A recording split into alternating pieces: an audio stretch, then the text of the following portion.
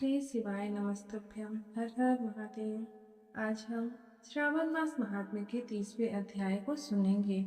श्रावण मास महात्म्य के 30वें अध्याय में श्रावण मास महात्म्य के पाठ एवं श्रवण का फल का वर्णन किया गया है। ईश्वर बोले, हे सनत कुमार, मैंने आपसे श्रावण मास का कुछ कुछ महात्म्य कहा है। इसके संपूर्ण महात्म्य का वर्णन सैकड़ों वर्षों में भी नहीं किया जा सकता है। मेरी इस कल्याणी प्रियासती ने दक्ष के यज्ञ में अपना शरीर दग्ध करके पुनः हिमालय की पुत्री के रूप में जन्म लिया। श्रावण मास में व्रत करने के कारण यह मुझे पुनः प्राप्त हुई, इसीलिए श्रावण मास मुझे प्रियकर है। यह मास न अधिक शीतल होता है और न ही अधिक उष्ण होता है। राजा को चाहिए कि श्रावण मास में स्रोताग्नि से निर्मित श्वेत भस्म से अपने संपूर्ण शरीर को उद्धूलित करके जल से आद्र से भस्म के द्वारा मस्तक, वक्षस्थल, नाभि, दोनों बाहुओं, दोनों कोहनी, दोनों कलाई, कंठ, सर और पीठ, इन 12 स्थानों में त्रिपुंड धारण करे। मनस्तों के मंत्र के अथवा सधोजात आदि मंत्र के अथवा षष्ठांग मंत्र ओम नमः शिवाय से भस्म के द्वारा शरीर को सुशोभित करे और शरीर में 108 रुद्राक्ष धारण करे। कंठ में 32 रुद्राक्ष, सर पर 22, दोनों कानों में 12, दोनों हाथों में 24, दोनों भुजाओं में 8-8, ललाट पर 1 और शिखा के अग्रभाग में 1 रुद्राक्ष धारण करे। इस प्रकार से करके मेरा पूजन कर पंचाक्षर मंत्र का जाप करे। हे विप्रेंद्र, श्रावण मास में जो ऐसा करता है वह मेरा ही स्वरूप है, इसमें संदेह नहीं। इस मास को मेरा अत्यंत प्रिय जानकर केशव की तथा मेरी पूजा करनी चाहिए। इस मास में मेरी अत्यंत प्रिय तिथि कृष्णाष्टमी भारत के पश्चिमी प्रदेश में युगादि तिथि के अनुसार मास का नामकरण होता है, अतः श्रावण कृष्णाष्टमी को भाद्रपद अष्टमी समझना चाहिए। पड़ती है, उस दिन भगवान श्री हरि देवकी के गर्भ से उत्पन्न हुए थे। हे सनत कुमार, यह मैंने आपको संक्षेप में बताया है। अब आप और क्या सुनना चाहते हैं?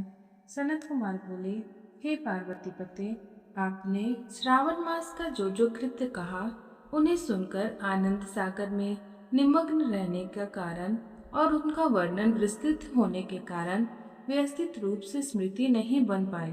अतः हे नाथ, आप क्रम से सबको यथार्थ रूप से बताइए। सावधानी से सुनकर मैं भक्ति पूर्वक उन्हें धारण करूंगा।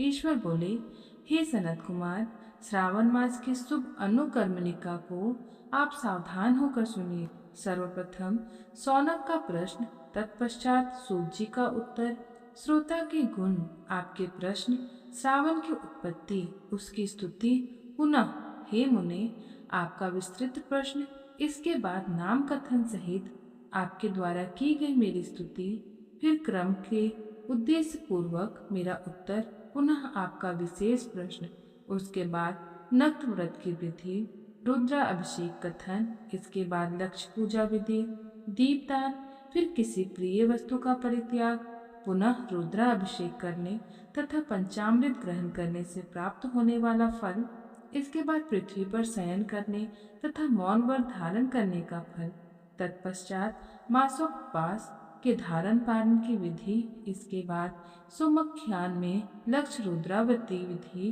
पुनः कूटलिंग विधान, इसके बाद अनुदन नामक व्रत कहा गया है।